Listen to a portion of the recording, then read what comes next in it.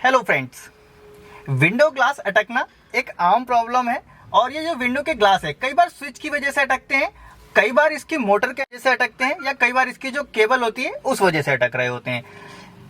Solution बहुत easy होता है। जरूरी नहीं कि हर बार आपका स्विच खराब हो गया हो, और जरूरी नहीं कि हर बार आपकी मोटर खराब हो गई हो। अगर हम इसको खुद खोल पाए और देख पाए तो हम समझ पाएंगे कि कितना इजी था इसको रिपेयर करना। तो सबसे पहले आज मैं विंडो आपको दिखा दूं कि इसकी कैसे अटक रही है। जैसे ही मैं स्विच को ऊपर करता हूं, ये देख रहे, कभी कभी स्विच काम कर रहा है सही से, ये कभी कभी सही से काम नहीं कर रहा है, और कभी कभी शॉर्ट हो रहा है। इसके अंदर जो प्रॉब्लम है वो स्विच की प्रॉब्लम है। तो स्विच को हम कैसे निकालेंगे और कैसे चेक करेंगे और कैसे इसको रिपेयर कर लेंगे। तो सबसे पहले हमें जरूरत होती है इस डोर पैनल को हटाने की। और इस डोर पैनल को हटाना बहुत आसान होता है, सिंपल। पीछे इसके प्लास्टिक के बटन्स लगे रहते हैं, और हर गाड़ी में थोड़ा सा मॉडल डिफरेंट होता है, बहुत ज्यादा कोई चेंजेस नहीं होते हैं। और एक कॉमन पॉइंट जहां पे स्क्रू लगता है वो आपके हैंडल के पीछे, मोस्टली गाड़ियों में मैंने अभी तक देखा है कि हैंडल के पीछे ही होता है। तो ये वाला जो स्क्रू है, सबसे पहले स्क्रू ड्राइवर से ये स्क्रू खोल लूंगा मैं।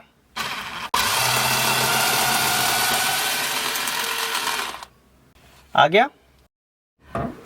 अब आप देखेंगे इसके चारों तरफ यहाँ पे कहीं भी कोई स्क्रू नहीं है। सिंपल ये डोर पैनल हमको हटाना है।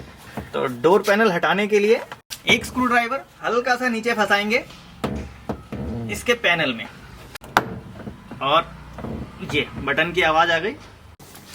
खाली एक बार मैंने स्क्रू ड्राइवर फंसाया और इसको मैंने पीछे कर लिया। इसी तरह से हाथ से इस तरफ से।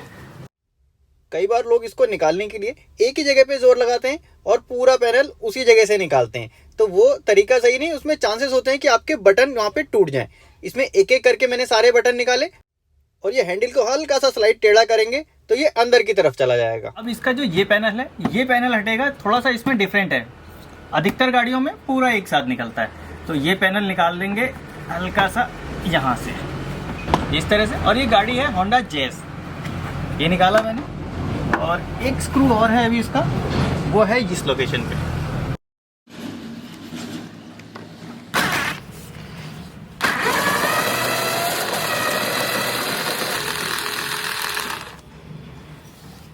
अब ये पूरा पैनल ऐसे फ्री हो गया। हल्का सा ऊपर को उठाएंगे, ये आ जाएगा बाहर। और अब इस स्विच को, इस हैंडल को हमें बाहर निकाल लेना है। अब पैनल हमारा निकल सकता है, लेकिन हाँ, अभी एक चीज़ बची है, वो है हमारे पावर विंडो के कनेक्शन। यहाँ पे देखेंगे कनेक्टर लगा हुआ है इसका। हल्का सा लॉक है, यहाँ प्रेस करेंगे और ये बाहर आ जाएगा। ये हैं इसके कनेक्टर्स। कई बार इन कनेक्टर्स में कार्बन रहता है, इस वजह से भी ये विंडो अटक रही होती है। तो अभी तो मैंने इस कनेक्टर को हटा दिया और डोर पैनल को कर दिया बिल्कुल अलग। अब कुछ खास चीज़ें जो मैं आपको दिखा देता हूँ कि प्रॉब्लम एक है जो मैंने दिखाई, लेकिन कई बार कई सारी प्रॉब्लम होती है जो यहीं से रिलेटेड होती है। एक इस तरह का रैप लगा हुआ होगा, ये रैप, और ये पॉली रैप रहना चाहिए। अगर ये खराब होता है तो कई बार गाड़ी के अंदर पानी आ सकता है, अगर ये सही नहीं है तो ये देखिए, ये है लॉक अटक रहा होता है। तो लॉक अटकने का पॉइंट ये है, ये इसके केबल्स होते हैं, ये देख रहे हैं, ये केबल है दोनों। एक केबल है लॉक करने का और एक है हैंडल से ओपन और क्लोज करने का। अब जो विंडो ऊपर और नीचे जाती है, कई बार विंडो ऊपर नीचे जाने में हार्ड चलने लगती है, जाम चलने लगती है। वो उसका सोल्यूशन कहाँ से है वो भी दिखाता हूँ मैं आपको। होता क्या है कि अंदर एक मोटर लगी हुई है, जो कैमरा अंदर नहीं जा पा रहा तो मैं दिखा नहीं पा रहा हूँ।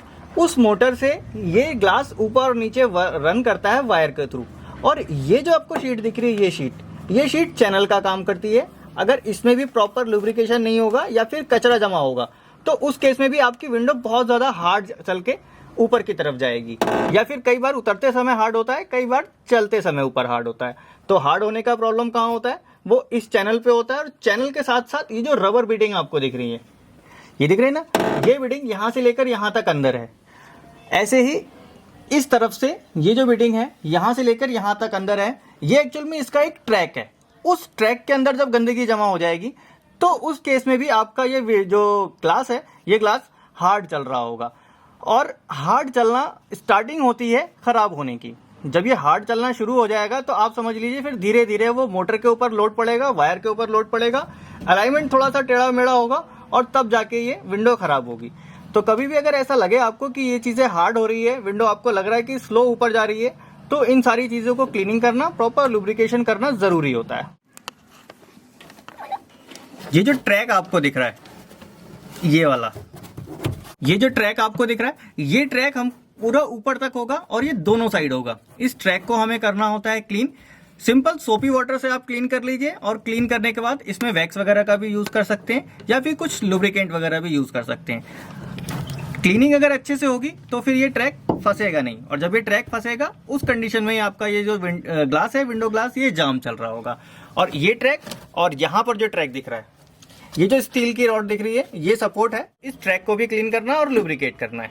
अब इस ट्रैक को क्लीन करने के लिए आप सोपी वाटर का भी यूज कर सकते हैं। ये मैंने लिया है सोपी वाटर, स्प्रे गन के साथ है, और साथ में आपको जरूरत हो तो ब्रश का भी यूज कर सकते हैं।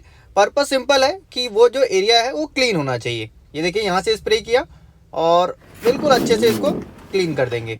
और इसको डालने के बाद एक बार ग्लास को ऊपर नीचे करेंगे तो जो भी इसका कचरा होगा वो निकल जाएगा। और इसके बाद ये जो ट्रैक है, जिस ट्रैक पे आपका ग्लास चलता है, इसको क्लीन करके करना है लुब्रिकेट।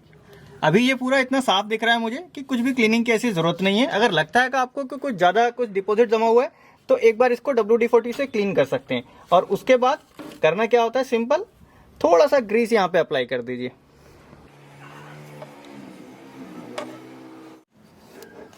नीचे तक, और ऐसे ही थोड़ा सा मैं हाथ अंदर डाल के पीछे वाले हिस्से पे कर दूंगा। अब जब ये फ्रेम नीचे आएगा तो ये ऑटोमेटिक पूरे में लुब्रिकेशन अपने आप पहुंच जाएगा। और फिर इसके बाद इसका जो ऑपरेशन है स्मूथ होगा, क्योंकि हमने साइड के जो इसके ट्रैक थे, ये ट्रैक हमने क्लियर कर दिए और इस चीज को हमने लुब्रिकेट कर दिया।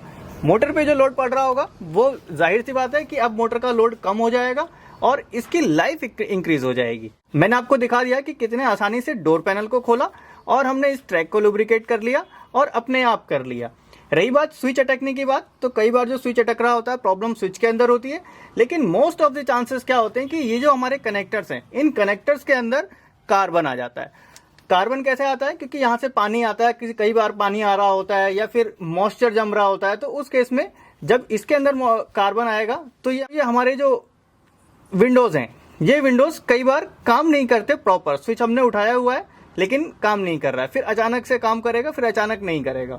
तो कार्बन के लिए इसके अंदर हम स्प्रे कर देंगे इलेक्ट्रो क्लीनर या WD-40, जो भी आप चाहें। यहाँ WD-40 से इन कनेक्टर्स को मैं क्लीन कर लूंगा।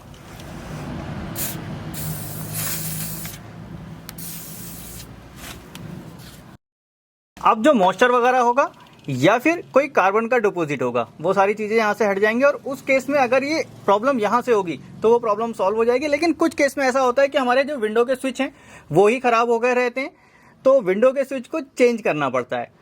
कुछ ऐसे आते हैं जैसे मारुति वगैरह के हैं या हुंडई के हैं, उन स्विचेस को खोल के रिपेयर किया जा सकता है। लेकिन इस स्विच को अभी खोलने जैसी मुझे जरूरत नहीं लग रही है।